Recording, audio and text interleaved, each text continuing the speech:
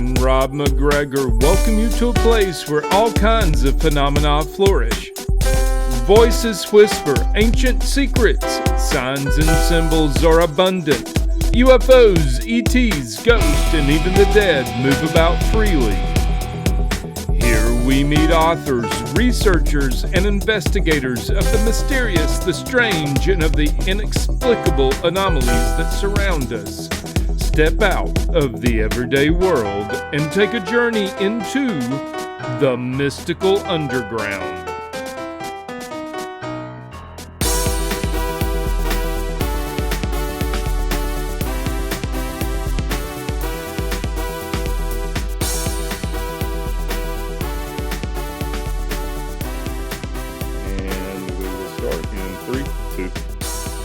Welcome to the Mystical Underground. Thank you for joining us. This is Rob McGregor and Trish McGregor.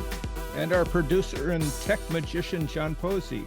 You can go to themysticalunderground.com where we make regular blog posts and where you can find out about our books.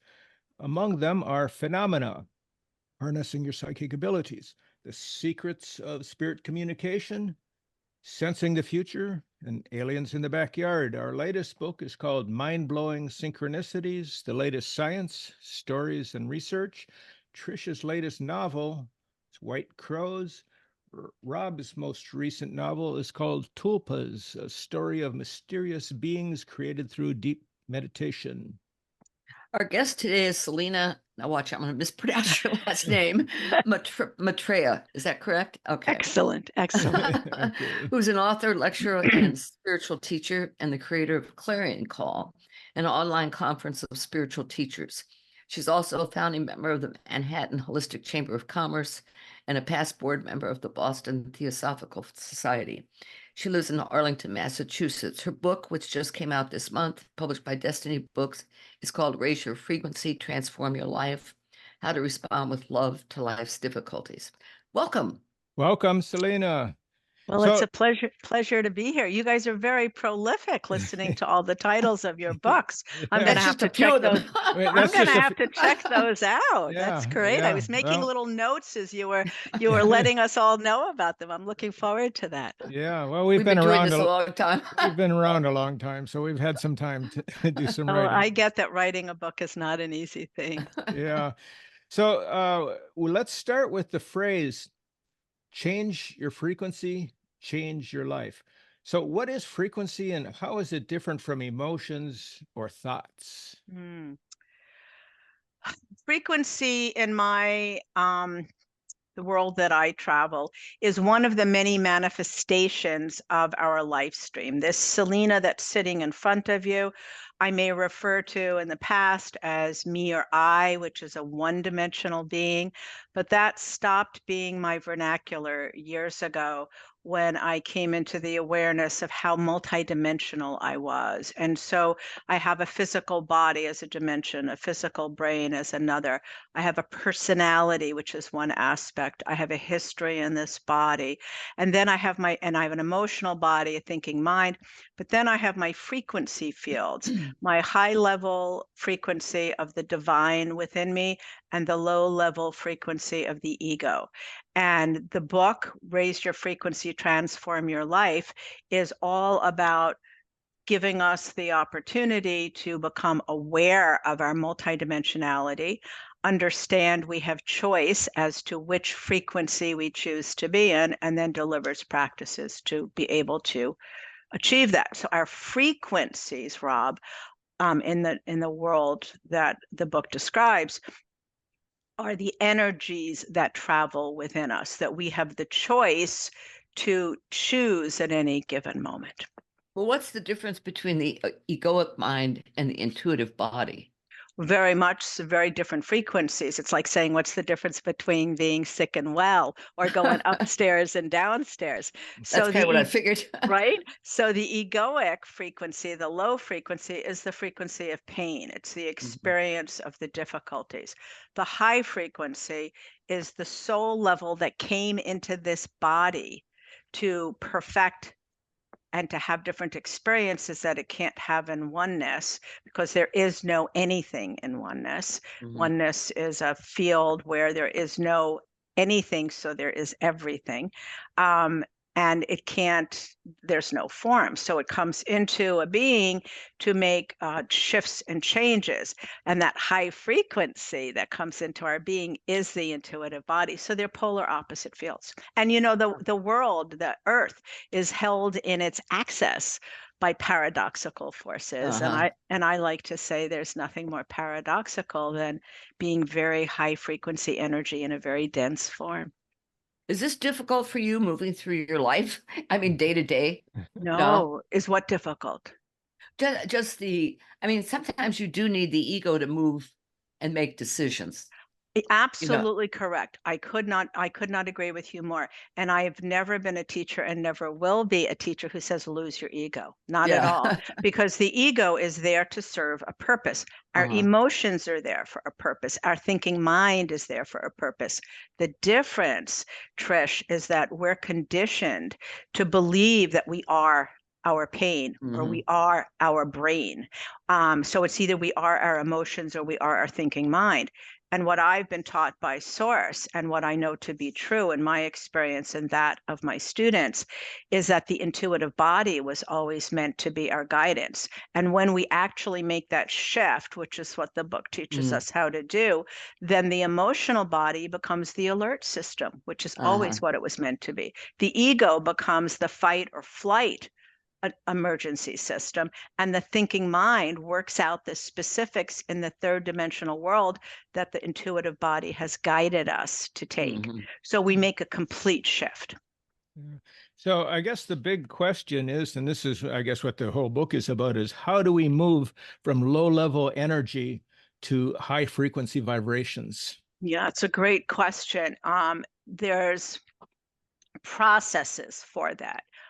One of the first steps, however, before we can take any of these processes to shift is to be aware, is to have the talent which is cultivated and a disciplined talent to walk through our life in what I call witnessing as you be, which is the ability to sit here and talk to you. And as I'm talking to you, I'm watching every word I'm saying. I'm witnessing how I feel. I'm understanding what vibration I'm in. So the first step toward making any change is to have the awareness of how we be, which most people don't have as they move through the world, which is why when someone cuts them off on the road, and 1 minute they're in, calm or peace or singing in their car, and then somebody zips in front of them, the first thing they do is experience fear, right? Understandable. And the next thing they do is rarely wish the person well, but give them the finger or scream or curse. So if we're in that mode and able, in that moment in the car to still witness how we are, and we notice the fear, then we're also able to notice our response and provide a more high frequency response. So the first step of making the shift is to be aware. The second step of that is to know you have choice in your response. And then the third part of that, once you move into the choice understanding, is to really invoke the highest knowing and choose to respond from the higher energy field rather than choosing to react to the fear that arrived. So it's kind of a 3-step process. It's awareness, it's choice, and then it's choosing to activate the higher knowing as your response system. I have a hummingbird hanging from my mirror. I love hummingbirds. I do too. So when somebody cuts me off, I hit the hummingbird, rather than giving them a finger or yelling at them. And that's what we would call, that is so beautiful, because that's what we call an alert system. It's alerting you to invoke your intuitive body, right? And that's what our emotional system can do. But you've got your little hummingbird there. I love hummingbirds. Absolutely. But I have to tell you, I've lived in the country for years. I'm kind of in between now, the country and the city, but I lived in the country for 20 years and I had hummingbird feeders everywhere. But I have to say, Trish, each time I saw them, I still was wondering, what is that? Because that second you see them, they're so tiny, right? But they're bigger than a bug, but they're tinier than right. Well, I had an experience last year, my sister died suddenly. And I was sitting on the porch with our dog in Georgia where she lived. And so a couple of days after she had passed, and suddenly I look up and there's a hummingbird right in front of my face. I mean, so close I could see the color of its eyes. And I figured it was her. So anyway, so I got this hummingbird to hang in my car, and then we got a hummingbird tattoo. So, it's become the archetype for her. So yeah, and that's your alert system to remind you to respond from your highest knowing.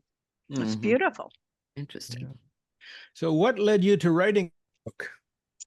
I wasn't, I was directed to write this book. I have been a spiritual student for many, many years. My name, Selina Maitreya, was given to me when I was 16 years old, and I'm 69. And it was given to me by my first teacher. Selina means daughter of the moon and mistress of the stars. And in 16 years old, I was totally taken by the name. I was also at a place in my life where I was deeply unhappy and very damaged as a person. And the work of spiritual information came to me when I was 14 years old. And when I met my teacher at 16, it was a saving grace. And so spirituality has been in my life for years. I connected with my recent teacher who's been with me I've been with as well for 27 years. Wow. And I've worked with her for the last over a quarter of a century, learning how to embody my spirituality. And so that came through very early on, and I started channeling Source in my third meeting with her.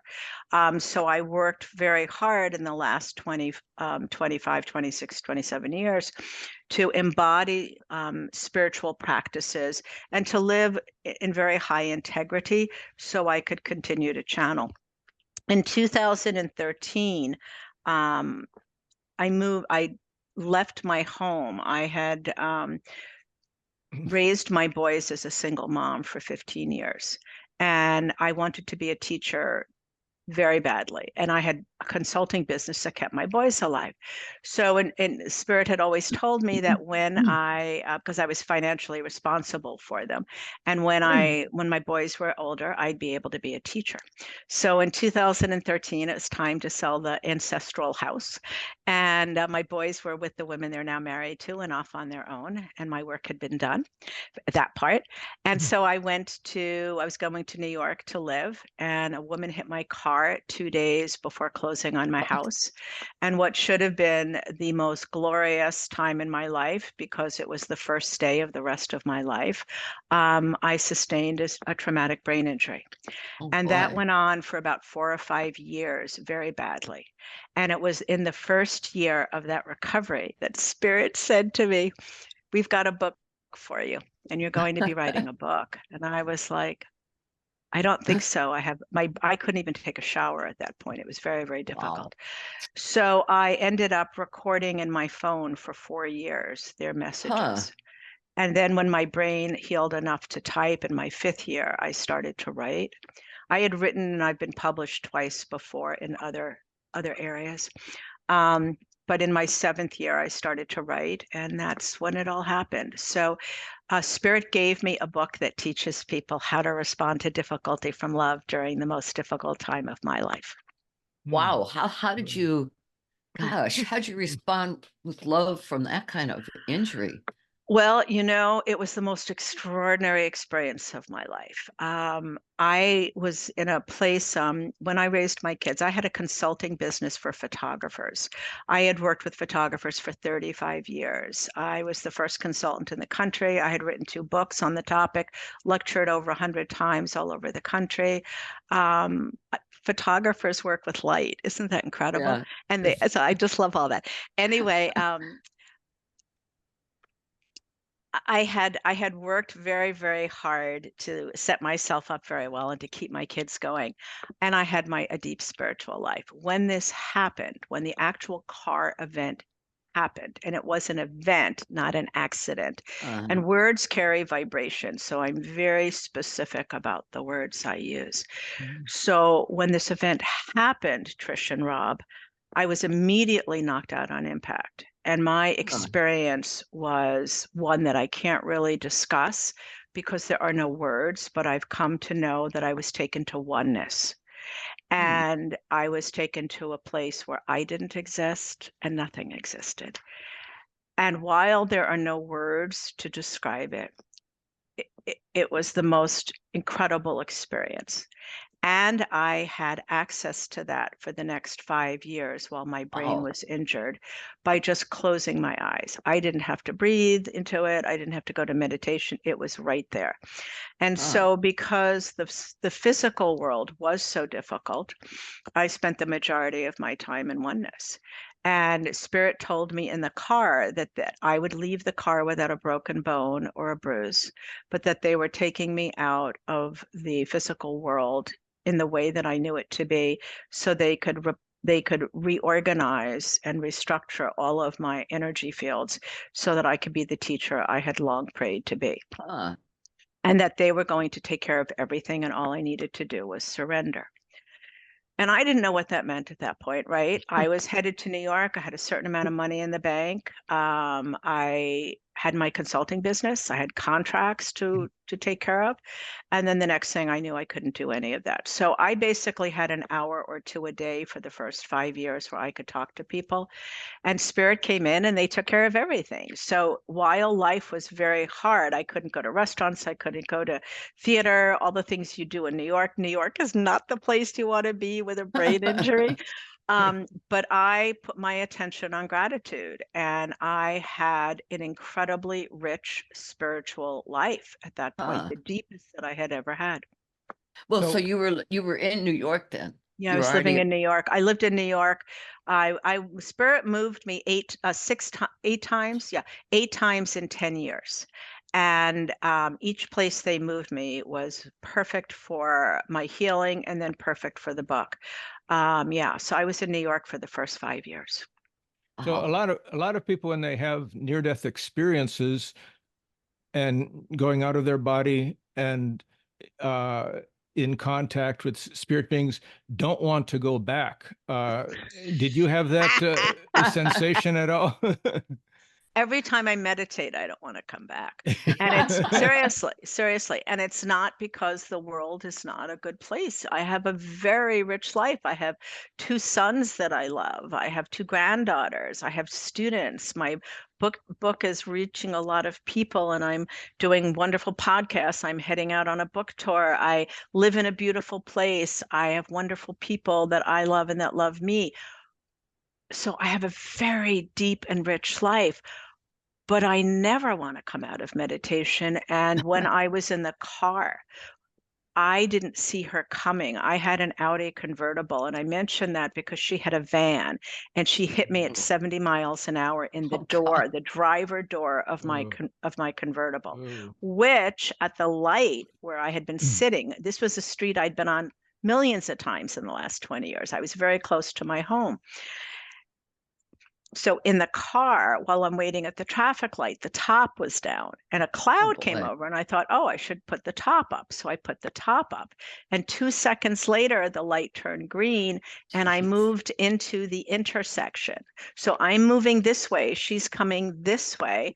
And I didn't see her coming. I heard a sound off my shoulder that sounded like a train.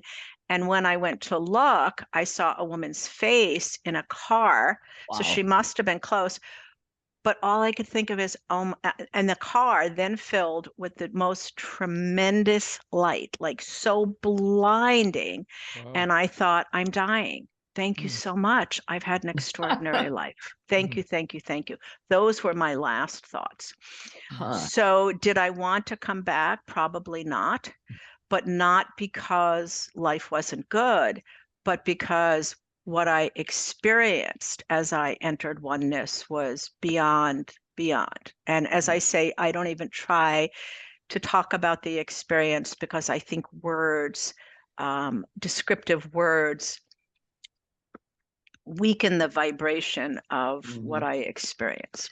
Have you seen that woman since? No, I didn't. I was taken, they used the jaws of life to get me out of my car. Jeez. And because the door was so squished in, right? I got to the hospital. I didn't have a broken bone or a bruise. Wow. They released me in 4 hours. My car was totaled.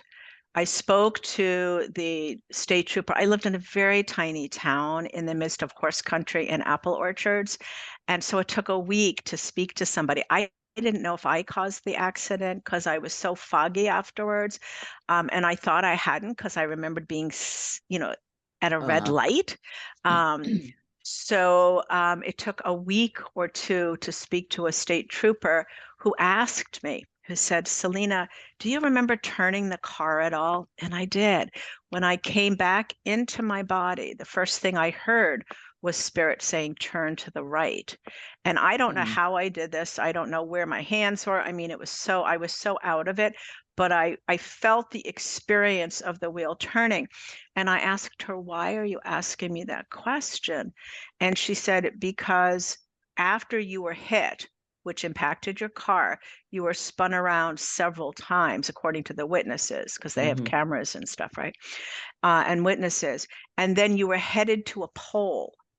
And if you had hit the pole, your car would have imploded because it had already been hit once. And she said, I measured it. You landed 1.5 inches from the pole. Wow. And I didn't share with her what I just shared with you because I didn't think that would be received very well. And I only share that information when I'm sitting with high vibration people. So I just said, yes, I believe I did. I believe I did turn it, but that came from direction as well. So it was all very choreographed. Wow. Yeah, that's incredible. Yeah, it was quite an Yeah, this leads to a question of you talk about fear and how to redirect it and make it a tool of transformation. Yeah, that happens, Rob, as we learn how as we are reintroduced to the intuitive body, because for most people, even people on a path, we're not accessing that high frequency 24/7. People have, serendipitous moments or, geez, I was thinking of somebody and then they called me, or I had luck, or, they use words like this, even though we're on a path. So we need to be reintroduced to that inner knowledge, that inner wisdom. And as we are introduced by experience, by accessing it through the different practices that are given in the book, and then as we choose to invoke the higher knowing as our response, the fear dissipates, because we live in a physical world. We can't go upstairs and down at the same time. You're either headed up or you're headed down. You can't be sick and well at the same time. And we can't be in fear and love at the same time. But we can use fear as an alert instead of a landing pad. Right now, most people use fear as a landing pad. The car example, or we're in a supermarket and we're online and we've run into the supermarket because we're in a rush. We forgot something that we need for that night's dinner, perhaps. We pull one thing off the shelf. We run to the 8 items or less line. We're standing there and there's a woman in front of us with a basket of stuff, many more than the 8 items or less. And she's going 1, 2, and you're just standing there out of your mind, feeling your whole body tense up. And people, that's fear, because you're afraid you're not going to get back in time. And instead of saying, oh, I feel the fear, and be be conscious of the fear, having the emotional body give us an alert, most people are like, oh my God, and why can't she do this faster? And oh my God, and I got to get out of here. And what was she thinking? So they use it as a landing pad, and they land inside the fear, which keeps building up more and more. And before you know it, they're the person on YouTube that everybody's posting about, that they had a meltdown in the supermarket, right? So we use fear as an alert. Fear, as we talked about, comes from the ego, and it's meant to be helpful. but we're trained to just dump into it and have fear become everything. So when in this process, you're standing in the supermarket, you're aware once again of how you be, and you're like, oh my gosh, look at me. I'm not in a place right now where I'm in a good spot. I need to shift my consciousness. So let me invoke one of the practices from the book, for instance, the breath of life, and let me calm my whole system down and bring myself back to peace. So that's how fear, Rob, can be an alert. We recognize where we are, as we talked about earlier. We make the conscious choice, as we talked about, and now we've got a practice to actually move us into peace through the breath. And as you go into the highest frequency of your intuitive body, the fear no longer has a place to be because you're in the higher frequency. I think you need to teach this globally. I'm trying. This is exactly why I'm on a book tour, but it's also why I'm doing workshops across the country. Go ahead, John. Yeah, let me add something on to the kind of a tag on the end of that, because totally agree with everything you said, Selina. But when I find myself in those situations, instead of focusing on the person I perceive as a problem, I just redirect that energy and start looking for alternative solutions. You know, how can I just take that person? I mean, there's nothing I can do about that. So what else can I just redirect the energy? Let's look for another solution. Anyways, just saying. Well, you know what, John, that's a really great thing to do. But what you're doing is you're invoking your brain. So if you want to invoke your brain to come up with a solution, nothing wrong with that. That sounds great. What we're doing here is we're bypassing the brain and we're going to the frequencies that actually influence the brain. Because what we've learned from quantum physics is that the brain does not create anew. The brain recognizes that which it knows and creates structure around it. So what the brain recognizes is frequency. So what you're doing is great, but you're working with the after effect. And good for you for being able to do that, because most people can't do that, because it's hard to work with the thoughts that are already created and change them, or work with the feelings. But when you work with the frequencies that informs the brain, you're working at the front end of the process, and it's a lot easier to learn how to change the frequency than to change the thought or the emotion. So yeah, you've got a good alternative there. It's just not working with the frequencies. You're working directly with the brain. Well, and also I don't want to be the person on YouTube that goes viral. So. But you're not. You're not going to be that Karen. Which by the way, I'll tell you, was my given name was Karen, Caren. And you know what? I love it. You're not a Karen, though. No, but I am, because not all Karens are like that. So I kind of retained that when my name was legally changed when I was young, as an honor to my parents. Yeah. I now have Karen Selina, but I laugh and I think, too bad all those Karens are giving us a bad name. Yeah. So let me ask you a question. If you're walking your dog and your dog on a leash sees another dog and lunges for it, how can that creates all kinds of negative emotions in you too. It does. So yeah. What do you do? Well, that's exactly the same experience. It's noticing that I've got the fear, and it's bringing in right away a strong tone to be alpha, but not necessarily a negative tone, right? So you can still be your alpha, but you're holding the energy of peace. You're connecting to the energy of the divine. I'm apologizing to my neighbor and their dog for my dog's behavior, and in that apology, in that moment of apology, which is high frequency, I'm moving out of the negativity within me. And I want to mention at this point, we're articulating, we are intellectualizing, we are talking about this, which is what we do on a podcast, which is what we do as energy inform humans.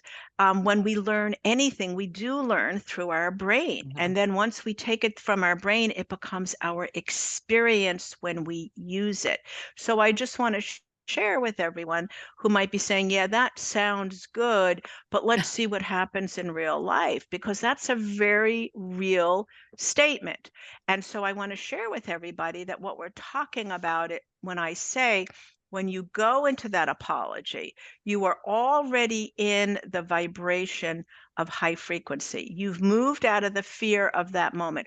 Because, as we move through our lives, if you think about this, everybody listening to this call thinks about this, we're already thousands of times moving from high frequency to low throughout our day. We are always doing that. One minute you're feeling good, then the next minute something happens and a memory comes in and you miss somebody, or suddenly you're hungry and then you eat and you're sated. So we're constantly moving back and forth every single minute of every day. The difference about this is that we are moving back and forth consciously, making choices and choosing to be in high vibration more than low. So even though we're talking about this now, as people have the experience of actually doing this, they'll see exactly what we're talking about. Because once you go back and forth from vibrations continually, and we already have that experience, we're just not doing it in a conscious way, the way the book and you and all of us are discussing.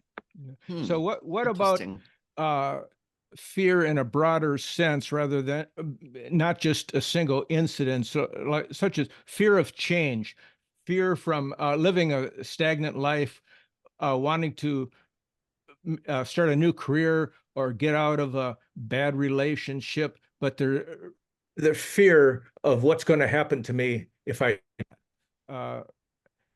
do this. Yeah. Yeah, right. Well, I think fear, when you're talking about it in a broader sense, that represents the individual's ability to hold high frequency or not. So when we have each situation that we shift, when we choose to shift every situation, what happened into high frequency is the core frequency within us shifts.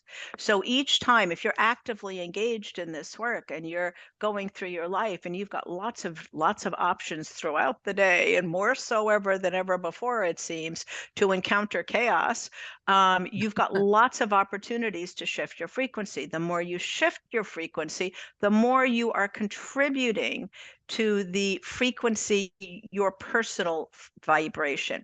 And I have seen this not only in my life, but in the lives of my students.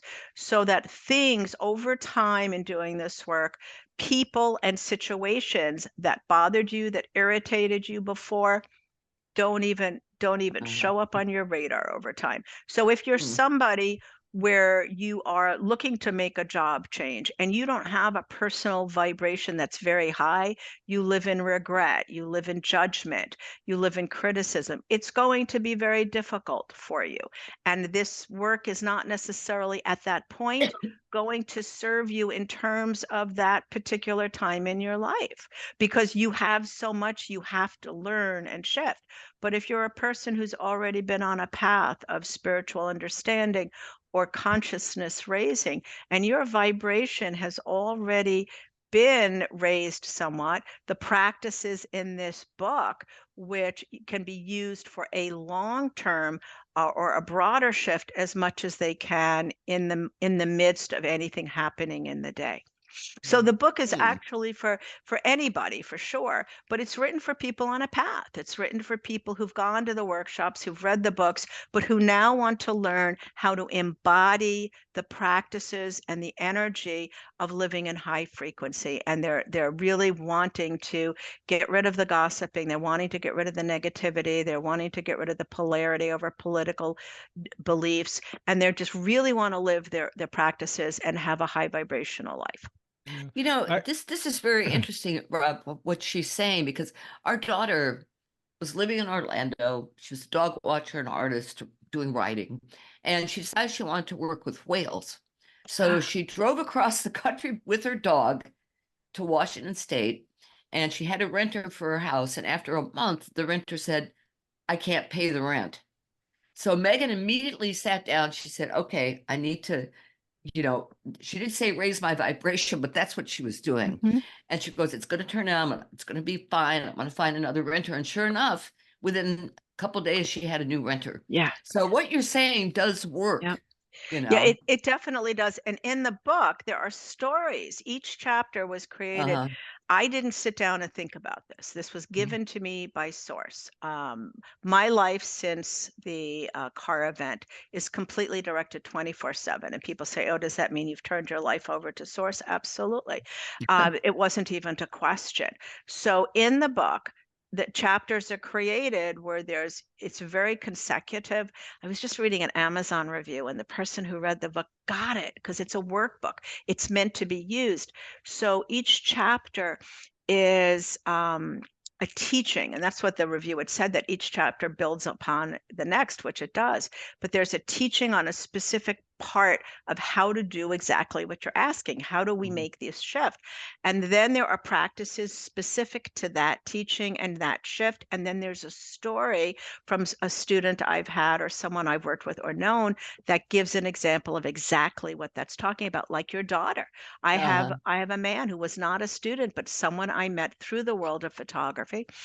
And he knew I was a spiritual teacher, and we talked and had a conversation way before the book was ever written. And he told me about this time in his life where he was getting divorced, and he lived in Canada. And he had been looking for a place to live on the ocean because he figured, well, now I'm getting divorced, and this was something I've always wanted to do. And he was desperate to find a place. He had been up to this part of Canada 2 or 3 times and had never found a place. And he had literally an hour before he had to get back onto a plane to leave. And if he didn't find a place, it was going to be really hard. But Spirit said, and he started looking for places and couldn't. And Spirit said, go to the ocean. And he said, what are you taking me to the ocean for? Because I need to find a place to live. And they said, just go on a walk. And he went on a walk on the ocean, and there was a for sale sign in this little cottage.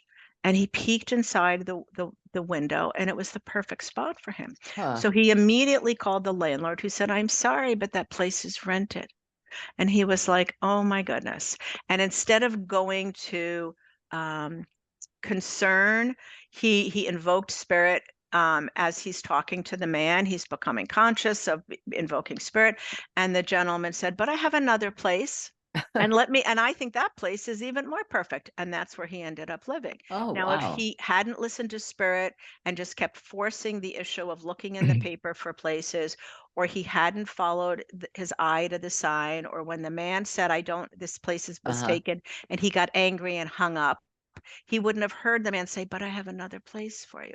So the book is filled with story after story, which I don't call miracles. I call everyday happening for people who are in conscious awareness. Because like your daughter, who, obviously her parents, and look at who her parents are. I mean, and she's got her own life stream. She's come into this, family for a reason. She approached it keeping the energy field open. We are our attention, and what we put our attention on grows. And so when we go to a place of difficulty because the renter is no longer buying, or right, this gentleman couldn't find a place, or I have my whole life taken away from me in the blink of an eye, in the snap of fingers, which is supposed to be the first day of the rest of my life. If I went to fear, if I went to regret, if I went to anger, I'd be sitting inside of that energy. But I went to surrender, and the next 10 years were amazing and led to this book that 11 years down the line has put me in the world of Spirit, where I'm on here with you and other podcasters. I'm on the phone every day with spiritual centers and spiritual leaders all over the country. Would I have been able to reach all of these people or to be valuable to them if I hadn't said yes to Source when they took me out of my life, and yes to writing a book when I couldn't write, and yes to transcribing when I could barely type, and yes to teaching this material to 30 students before anybody would write a book out of it? I don't think so. That's how it works. Yeah. So go ahead, Rob. Yeah. The story you told about the man in Canada looking for a place, it reminded me of when Trish and I first met. I was working as a newspaper reporter, and she was teaching English as a second language to Cuban refugees. And we both realized we wanted to get out of our jobs and do something different. So in very short time, we quit our jobs and got married and went to Chile. and took a train all the way to southern Chile and met a woman on the train who There was a we woman on the plane on the who plane, yeah, said, "Go to plane, right, Chiloé." yeah. Who we asked, "Where's the spiritual places in Chile? Where's the mystical places?" And she said, "Go to the island of Chiloé." And so we did that and had some incredible experiences there that have affected our lives and our writing because we've used that place and those experiences, for decades, really, that have had an effect on us. What a pleasure to hear that story. Wow. And that's it. And I can only imagine that since that time, because of the work you do and because of your consciousness, you've had many experiences like that. Maybe not as profound as the two of you coming together.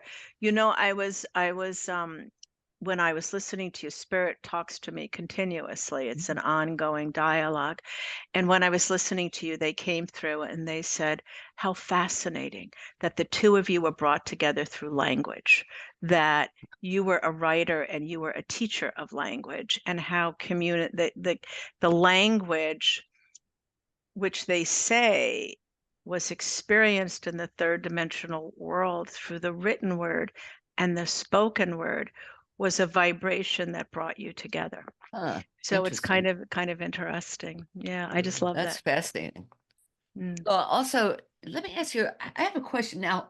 A person like you, do you dream? Yes, I do. What Yes, are the I do. context of your dreams? I mean, does spirit Well, speak to you my through dreams are dreams? very boring, and it's a very I don't have like used to talk to my sons about their dreams, and one of my sons used to have these incredible adventures in his dreams, like these big world adventures, right? And my other son didn't always remember his dreams, but they were more story-like. And I've talked to some people. I used to keep a dream journal when I was a young spiritual student. For 13 years, I wrote my dreams down. I remember talking to my teacher about the fact that my dreams are very boring. And she said, well, very often people who have very rich spiritual lives have very boring dreams. That's funny. I don't know. Interesting. But yeah, so my dreams, what does happen though, is not in dream state. I have a relationship with Source, as I said, that's 24/7. But clearly, when I'm in the third dimensional world and I'm talking to you or I'm channeling for a student, and my consciousness, which is always I'm always connected to Source, but my brain, rather, not my consciousness, my brain is directed on other things. I'm in two worlds at the same time. That's about as much as I multitask. I used to be the queen of multitasking. No more. I'm very present. So what happens, however, is that when I'm in that state between when I'm lying down and getting ready for bed, but not quite in dream state, I get taken on journeys by Spirit. So Spirit has been known to take me on journeys for hours, showing me something very specifically about something that's happening in my third dimensional world to shine a light. So my dreams are very boring, but my pre-dream state with Spirit is anything but. Is it ever precognitive? What is precognitive? You know, like where you're glimpsing the future? No, No, okay. Spirit has never been. The energy I channel is oneness, the undifferentiated energy that created us all. Some call God, some call Buddha. I asked at one point, like, who's channeling through me very early on? And I was told it was oneness. They have no agenda to, it's not psychic. I don't see, I don't predict. They have a very specific agenda. Their agenda is to attract and work with students who want to learn how to embody spirituality and want to become the energy of love as they move through life. So their agenda is all about that. For when students come, my students come and have stayed for years, as I've been with my teacher for 27 years, because there's so much for us to deconstruct from the conditioning we've been given and then learn. I mean, there's new language, there's new words, there's new way of being. And so the relationship with the divine is not a short-term one here. Yeah. You must have a lot of synchronicities. Yes, and I don't call them that, you know, Yeah, because I know. language is important to me. There's a lot of events that happen in my life. I'll tell you a really wonderful quick story. Do we have time Yeah, for that quick definitely. story? Sure. Okay. So I was living in New York, very brain damaged. I also happen to be a woman who likes color. I like visual surroundings. I worked in the world of fashion and Uh-huh. vision for years with my photographers. I like beautiful things. I don't have to have them, but I like them. So I'm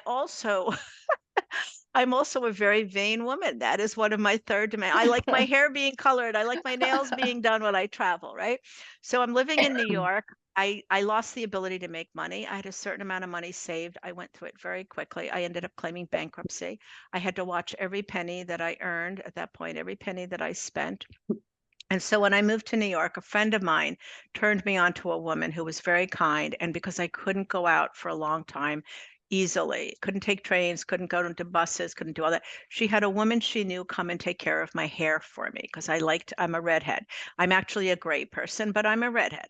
And so I like to have my red. So this woman, wonderful woman, came to my apartment.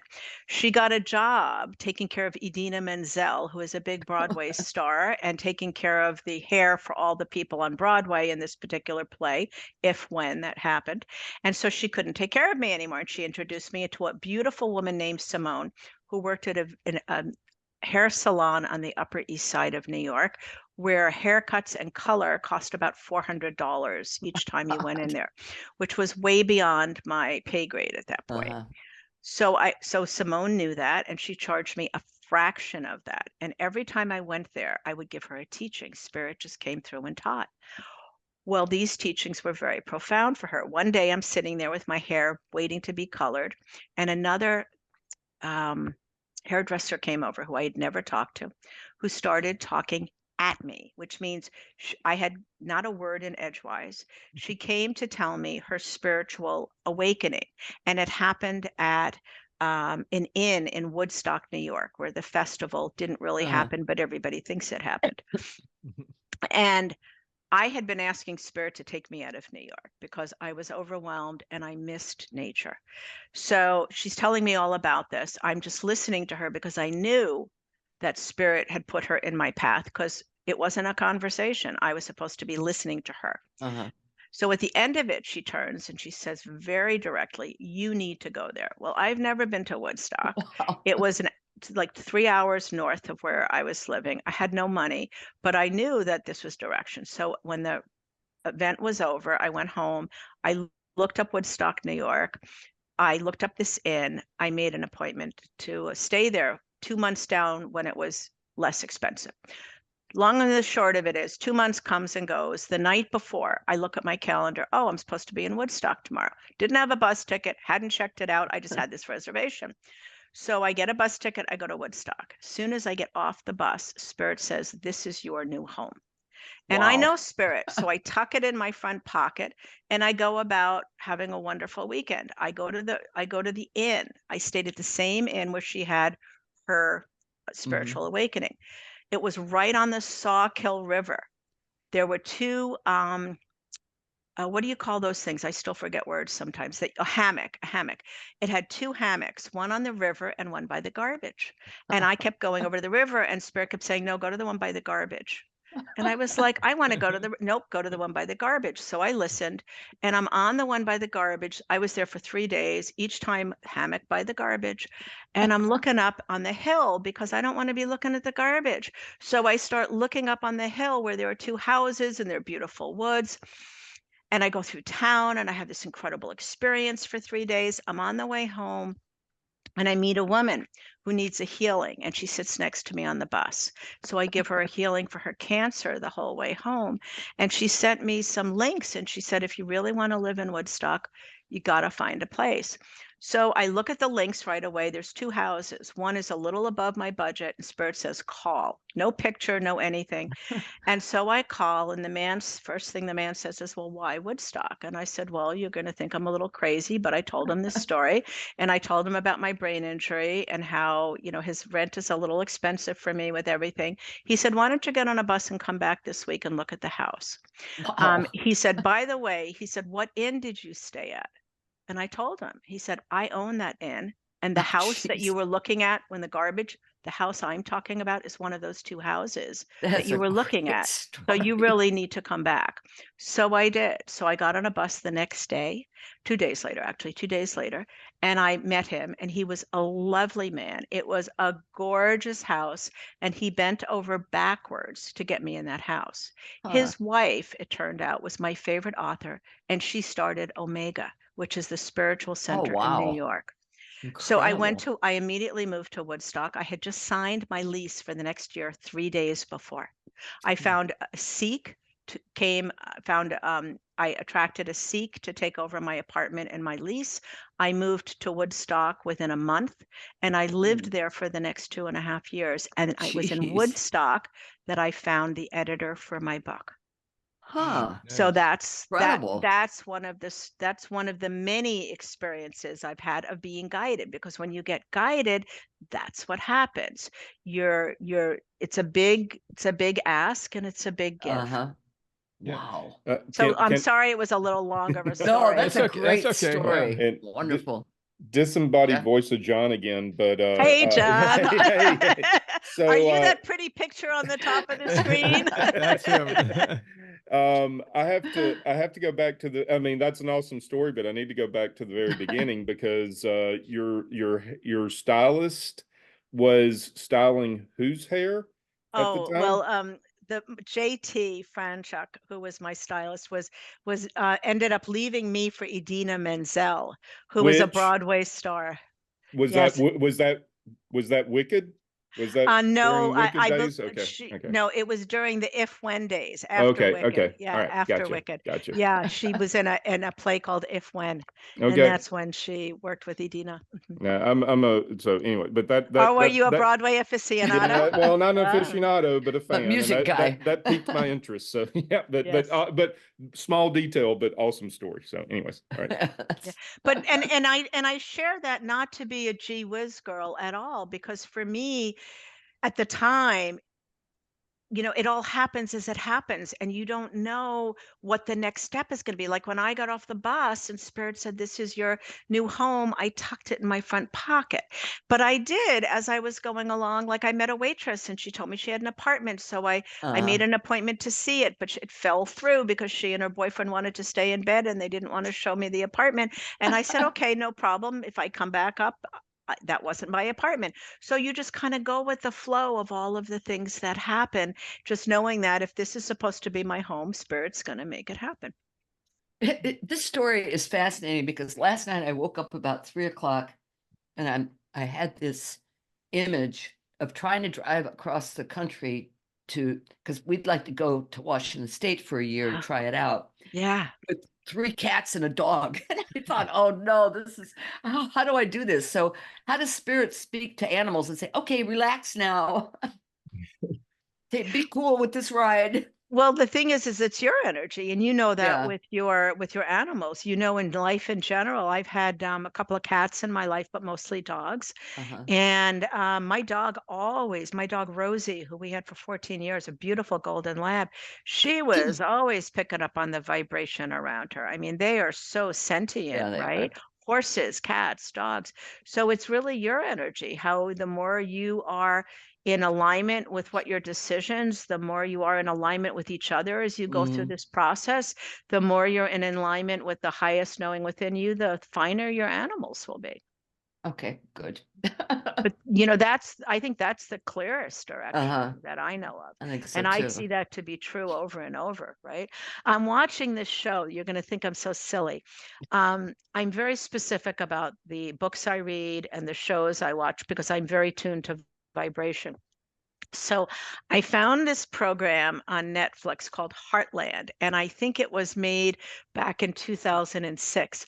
And it's a very kind of sappy, people would say, story. I like it. It's a very lovely, sweet story about a family around a horse farm. And as a child, I lived around horses. We were very poor, and all of my friends were rich, and they had horses, and I used to go clean their stalls just to be able to ride, right? So I love this program because it's just very warm, and it's got great vibration in it. But the reason I mention it is because so much is shared about the energy between animals and people. So Trish, you might want to check that out if you like horses or Yeah. animals. It's just a I love great, animals. and there's 17 seasons. You can stay there forever. Wow. Can binge watch. Oh, I only give myself like an hour a day to do stuff like that. But I 17 love just the whole idea of energy between people and animals. I think it's just, I also feel it with trees and flowers. My vibration really shifted a couple of years ago. I go on walks every day. I don't drive anymore. And one of the ways that I love to connect is every morning I'm out and I walk 3 to 4 miles a day amongst trees and nature. And so somewhere along the lines, I started really feeling a lot of vibration with nature and trees the way I used to with animals. Now, it said you live in Arlington, Massachusetts, right? I Is that do. in the country? No, it's No. a suburb. It's not a city, but I live, if I could turn my computer, I'd show you. I live literally on a huge pond. It looks like a Oh, okay. lake, and that whole wall to the left is a slider, and the pond is my backyard. I live in Oh, wow. a condo with that as my backyard. So I have pond life, and when the windows are open 3/4 of the year, I go to sleep by the sound of geese and the great blue heron come through. It's a beautiful, beautiful place to live. That's So I feel cool. very gifted. I've been moved to beautiful places. For somebody that had claimed bankruptcy years ago, I have not lived a poor life whatsoever. I've really That's been incredible. taken care of. Yeah. I So- noticed, Go ahead. Selina, that you've been a member of the Boston Theosophical Society. Has theosophy played a role in your spiritual development? Good question. It did as a youngster. The organization here isn't terribly active.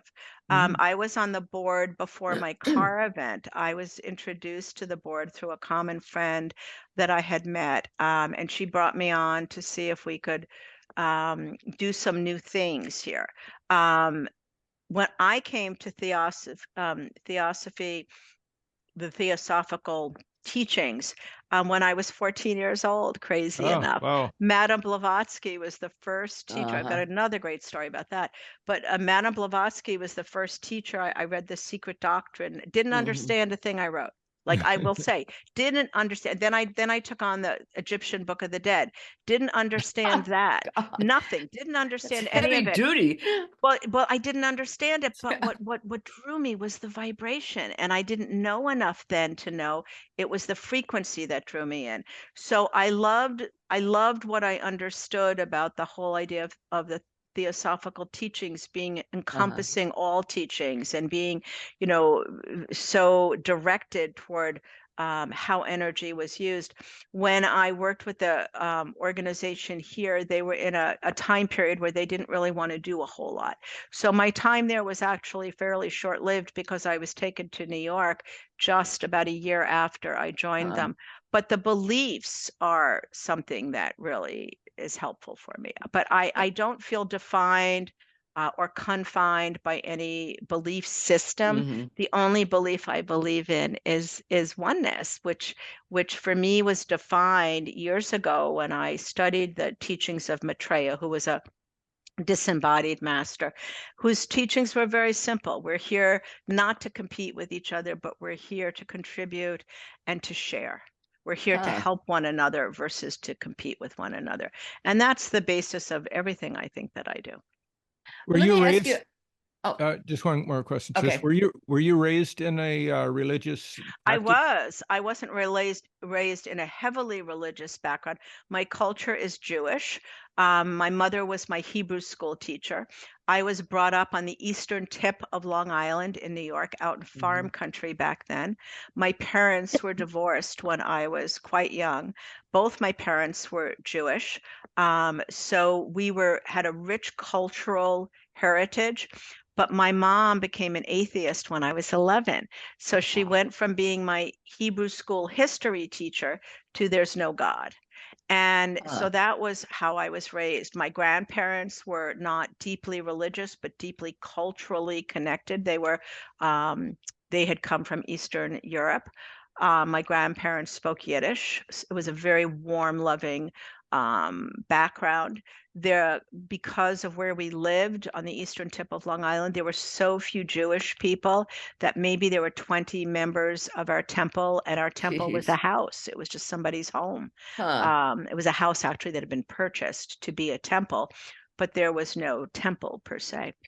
So Hmm. I love when I started understanding Kabbalah and learning Kabbalistic stories and prayers, and that a Kabbalistic life was leading through certain values of Judaism. It felt so right to me. It just felt like home, So that was really beautiful. And I think Judaism is a beautiful, beautiful cultural life, not just a religion.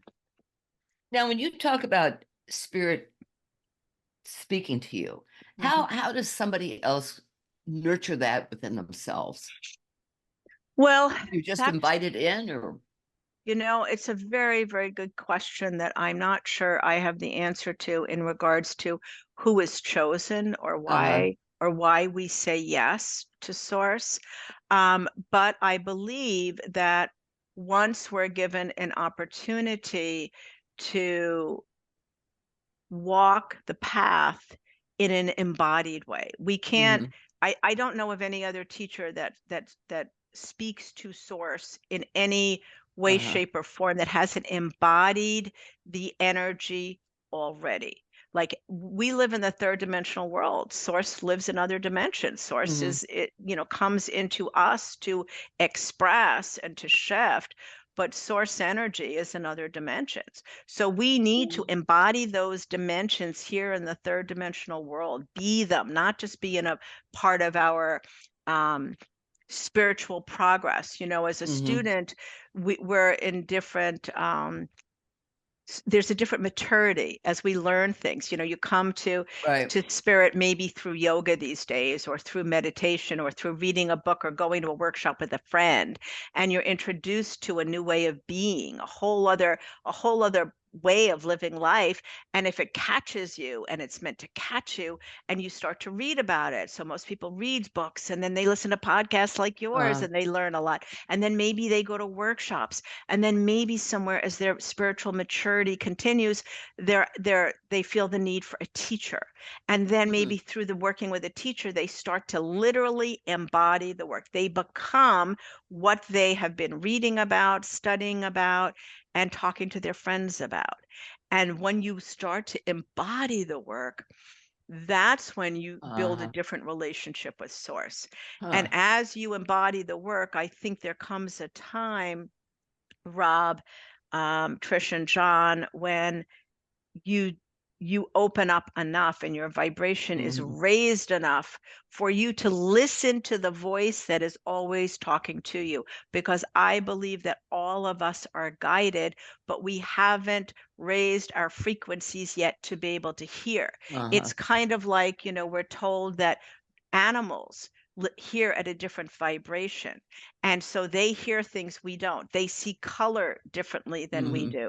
So as our vibration raises, we are then able and open to the conversation. But I think a lot has to happen. I don't think, at least at this level, there are people who are psychics there, and this is no shade whatsoever, but there are people that are psychics, or who tell the future, or who can read energy from people, but they're not necessarily in conversation with the divine. They're in conversation with that energy, that auric field, or that energy of the person. And that's a lower level vibrational connection. So that's somewhat different than the connection that we have here, where we're communing with the source that's created all. And once again, no shade, it's just a different level of vibration that's happening. Interesting. And it is, perception is reality, and it's just what are, so is your reality. So what are you perceiving? And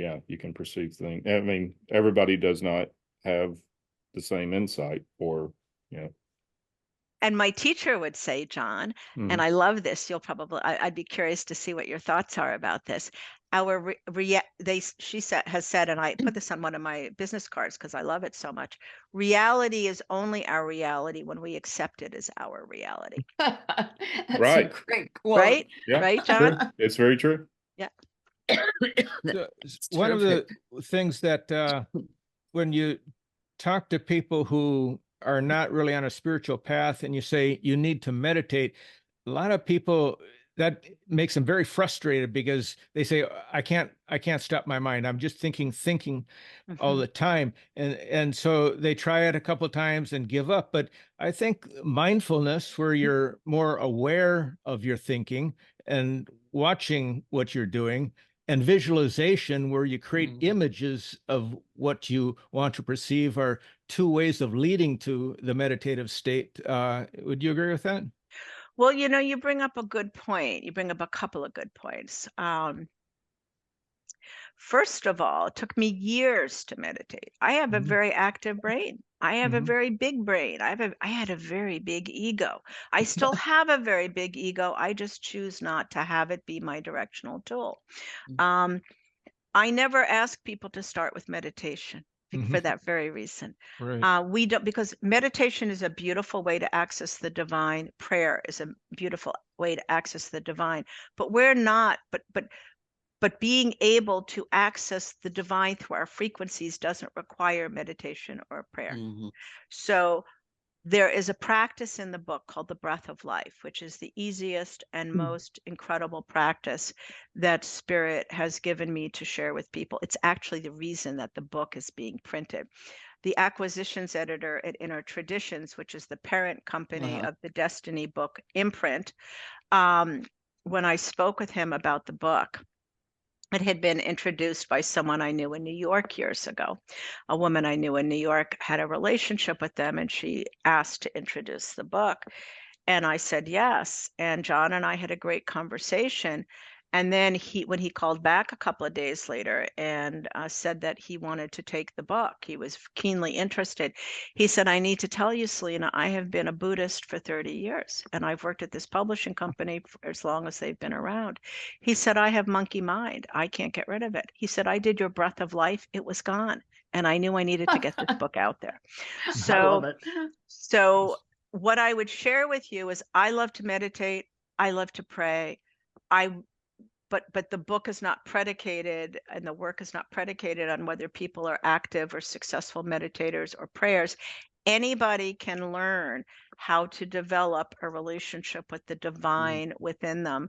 And there are practices that help us to still the mind, which is what we need to do in order to connect with the divine, because once again, we can't be in the mind and in the higher frequencies. The other thing I'm going to say is, I do not like the phrase mindfulness. I think, now you used it beautifully because you were talking about that state of no mind, but so many times people, when they talk about meditation, talk about mindfulness, when in meditation, it's anything but a full mind. We're looking to leave the mind. So that, it's so interesting how our society picks up on something from the spiritual world, gives it a phrase, and then mindfulness is everything, energy is everything, vibration is everything. Now we have mindfulness, vibration, and energy being used in advertising everywhere. That's true. So it's just a personal thing. I tend not to use that word. You used it beautifully.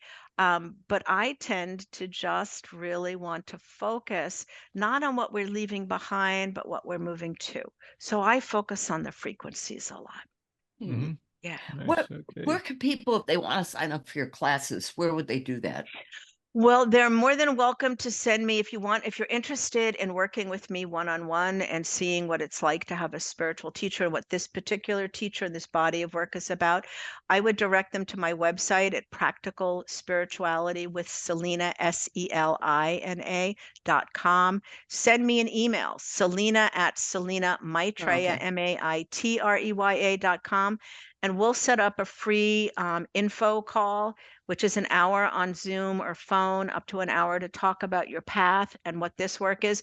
This work is not for everybody, but I love to talk to people and see what their practices are, see how we can be of help to them. Also, I'm on Facebook. I have a community of over 15,000 people on my Practical Spirituality page. I have a personal page on there. I'm on Instagram. I'm also on LinkedIn, less on LinkedIn, but more on Facebook. So yeah, reach out with an email and just say, I'm interested, I'm intrigued. I want to set up an info call, and we'll do it for free and see what happens. Okay. And then my book is available on Amazon and in bookstores everywhere. It's Raise Your Frequency, Transform Your Life. Thank you for joining us, Selina. Wow, It's this has been been great. great, Selina. I Thank you love so much. this. This is I so feel much like I know fun. you guys. And Yeah, John, been haven't fun. seen you, but thank you for tapping in. Well, too. yeah, Thank you all. And thank you all for appreciate the it. work that you do to help all of us become more enlightened. I so appreciate the work that you do. Well, And we really appreciate very, very guests like grateful. you. I mean, you're Thank you. so vocal and you know exactly what you're talking about. You know, Oh, it's just such a yeah. pleasure. Well, listen, let's So- do this again in another Yeah, 6 Okay. months. right. Let's see Yep. what's going on. I'll reach out to you and we'll see. Okay. But Yep. really, it's such a pleasure. I've really enjoyed this so Okay, much. we have too. Thank That you. sounds Okay. good, Thank- Selina. Yeah. Thank you. Okay, Bye have now. a great We'll day, send you everyone. the link when the podcast I would comes love up. that, and I'll share Okay. it with my community and put it Okay. out on social. Okay, Okay, sounds great, good. everybody. Thanks so Thanks so much. much. Thank you. Have a great Take day. care. Yeah. Bye-bye. Bye now.